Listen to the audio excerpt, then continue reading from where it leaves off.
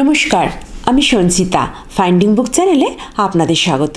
আজ যে উপন্যাসের কথা বলবো তার নাম হলো লেখক অভিক অর্জুন দত্তর লেখা আজ শ্রাবণের আমন্ত্রণে। এই উপন্যাসটা আমি পড়েছি অভিক দত্তর উপন্যাস সমগ্র 2 এই বইটা থেকে।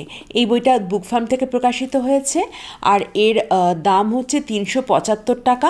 মানে আমার কাছে যে বইটা আছে তার দাম 375 টাকা। এটা বেশ অনেক দিন আগেকার বই। রিসেন্টলি আবার বইটার দাম বেড়েছে কিনা এটা আমার ঠিক জানা নেই। তাই আপনারা যদি এই বইটা কিনতে চান তাহলে আপনারা দামটা একটু চেক করে নেবেন। এই উপন্যাস সমগ্র 2-এর মধ্যে 3টি উপন্যাস রয়েছে। রাস্তা পার হবে সাবধানে, আজ শ্রাবণের আমন্ত্রণে এবং বিজন ঘরে, এই 3টি উপন্যাস। তো আজকে আমি এই আজ শ্রাবণের আমন্ত্রণে যে উপন্যাসটা রয়েছে, সেকেন্ড উপন্যাস এটা, তো তার কথাই আজকে আমি বলবো।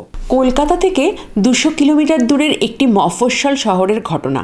সেখানে মা বাবার সাথে বসবাস করে মিলি এবং তার দিদি রূপসী। তাদের দাদা রূপম সে বাইরে চাকরি করে। ছুটিতে সে তার শহুরে বউ শ্রাবন্তীকে নিয়ে বাড়িতে এসেছে। এদিকে তাদের মফস্বল শহরে বেশ কিছুদিন ধরেই চলছে কিছু অপরাধ। কেউ একজন মাস 6 বাদেই একটি করে মেয়েকে ধর্ষণ করে তাকে নির্মমভাবে হত্যা করে ফেলে রাখে। এই নিয়ে এলাকায় সাময়িক কিছু উত্তেজনা সৃষ্টি হলেও কিছুদিন পরেই তা আবার থিতিয়ে যায়। ফলে অপরাধ বন্ধ হচ্ছে না এবং অপরাধী নিশ্চিন্ত মনে খুঁজে নিচ্ছে তার পরের শিকারকে। এবারে এক স্কুল শিক্ষিকা এই অপরাধীর শিকার হয়েছে। তাই পুলিশ প্রশাসন থেকে নেতা মন্ত্রীদের উপর মহল পর্যন্ত সবাই একটু নড়ে চড়ে বসেছে।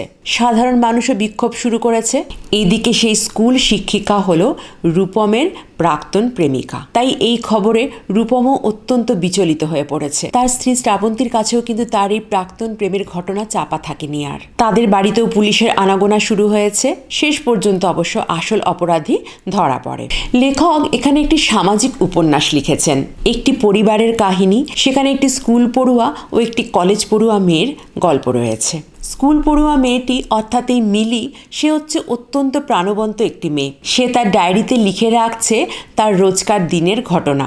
তার সাথে সাথে সে আমাদেরকেও জানাচ্ছে তার কোচিংয়ে পড়তে যাওয়া, স্যারের কাছে বকা খাওয়া, বন্ধুদের সাথে ঘটা বিভিন্ন ঘটনার কথা এবং তার প্রথম ক্রাশের কথাও। তার দিদির কথা, তার মা বাবা দাদা বৌদি এদের গল্পও সে আমাদেরকে শোনাচ্ছে। তাই এই উপন্যাসটি পড়তে পড়তেই প্রাণবন্ত উচ্ছল মেয়ে মিলিকে সবারই পছন্দ হয়ে যাবে। ওদের সুন্দর পরিবারের পাশাপাশি উঠে আসে আরও একজন মানুষের কাহিনী। সমাজে অত্যন্ত ভালো ও ভদ্র মানুষ হিসেবে পরিচিত এক নির্মম অপরাধীকে আমরা দেখতে পাই। এই অপরাধী কিন্তু সমাজের বাইরে থেকে আসেনি, সমাজের মধ্যেই সে বসবাস করে। আমরা খোঁজ পাই একজন পাগলের আর দেখি আমাদের সমাজে রাজনীতির প্রভাব, কিভাবে ওপরতলার নেতা মন্ত্রীরা রাজনীতির দলীয় কর্মীদেরকে ব্যবহার করছে, কিভাবে পুলিশ এবং প্রশাসন আসল অপরাধীকে ধরতে না পেরে একজন সাধারণ নিরপরাধ মানুষকে দোষী সাজিয়ে কেস চাপা দেওয়ার চেষ্টা করছে। যাই হোক, শেষ পর্যন্ত আসল অপরাধী ধরা পড়ছে। এই উপন্যাসে কিন্তু আমরা একদম প্রথম থেকেই জানি যে অপরাধী কে এবং কিভাবে সে অপরাধগুলো করছে। তাই এই উপন্যাসে অপরাধী কে, তার মোটিভ কি, সে কিভাবে অপরাধ করছে, এসব প্রশ্নের কোনো অবকাশই নেই। প্রথম থেকেই আমরা এগুলো সবই জানি। শুধু প্রশ্ন হলো অপরাধী ধরা পড়লো কিনা বা কিভাবে তাকে ধরা হলো। এর উত্তরে বলি, হ্যাঁ, অপরাধী অবশ্যই ধরা পড়েছে, কিন্তু যেভাবে তাকে ধরা হলো এই ব্যাপারটা আমার খুব একটা পছন্দ হয়নি। মানে উপন্যাসের এই জায়গাটাই আমার সবচেয়ে দুর্বল বলে মনে হয়েছে। অপরাধী কিভাবে অপরাধ করবে বা কিভাবে সে অপরাধ করছে তার এত পুঙ্খানুপুঙ্খ বর্ণনা দেয়া হয়েছে, কিন্তু তাকে ধরা হলো কেমন যেন একটা দায়সারাভাবে। তাকে ধরার পর সমাজের অন্যান্য মানুষদের প্রতিক্রিয়া কি সেটাও কিন্তু জানা গেল না। মানে কেমন যেন দুম করে শেষ হয়ে গেল। শুধুমাত্র এই অংশটুকু বাদ দিয়ে বাকি উপন্যাসটা আমার কিন্তু দুর্দান্ত লেগেছে। বিশেষ করে সমাজের বিভিন্ন মানুষদের যে বাস্তব চরিত্র লেখক এখানে অঙ্কন করেছেন সেগুলো কিন্তু সত্যিই অনবদ্য। অন্যের বাড়ির কেচ্ছার গন্ধ পেয়ে পাড়া প্রতিবেশীরা কিভাবে মজা উপভোগ করে তার বাস্তব উদাহরণ আমরা এই উপন্যাসের মধ্যে পাচ্ছি। কাউকে নিচে নামাতে পারলে, কাউকে ছোট করতে পারলে মানুষ যে মন থেকে কতটা আনন্দিত হয় সেগুলোও আমরা এখানে দেখতে পাই। এর আগেও আমি বলেছি অভিক অর্জুন দত্ত, ওনার লেখা আমি যত পড়ছি তত ধীরে ধীরে ওনার লেখার আমি ফ্যান হয়ে যাচ্ছি।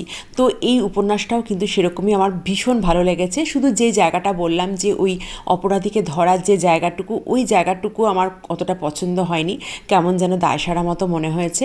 শুধু ওই জায়গাটুকু বাদ দিয়ে বাকি উপন্যাসটা আমার ভীষণ ভালো লেগেছে। ওনার লেখা মানে আমার সবই মোটামুটি খুবই ভালো লাগে। এর আগে অভিক দত্তের উপন্যাস সমগ্র 1, সেখানে 4টি উপন্যাস ছিল। সেই 4টি উপন্যাসেরই কিন্তু আলাদা আলাদা করে আমার ভিডিও রয়েছে, আমার চ্যানেলে রয়েছে। ওনার নামে একটা প্লেলিস্ট রয়েছে, সেখানে কিন্তু ওই উপন্যাসগুলোর কথা আপনারা পেয়ে যাবেন। আপনারা যদি ওই উপন্যাসগুলো সম্বন্ধে কিছু জানতে চান তাহলে কিন্তু আপনারা সেই ভিডিওগুলো থেকে দেখে নিতে পারেন। যাই হোক, এই উপন্যাসটা আমার বেশ ভালো লেগেছে। আপনারা যদি সামাজিক উপন্যাস পড়তে চান তাহলে কিন্তু এই উপন্যাসটা পড়ে দেখতে পারেন। আর অভিক অর্জুন দত্তর লেখার ফ্যান আমার মতো আরও অনেকেই রয়েছেন, তো আপনারা হয়তো এই উপন্যাসটা পড়েছেন। যদি না পড়ে থাকেন তাহলে কিন্তু অবশ্যই পড়ে দেখবেন। পড়ে কেমন লাগলো আমাকে কমেন্ট করে জানাতে কিন্তু ভুলবেন না। আর আপনি যদি এখনও আমার চ্যানেলে সাবস্ক্রাইব না করে থাকেন তাহলে কিন্তু প্লিজ সাবস্ক্রাইব করে রাখবেন। দেখা হবে অন্য কোনো বইয়ের আলোচনায়। আজ তাহলে আসি, নমস্কার।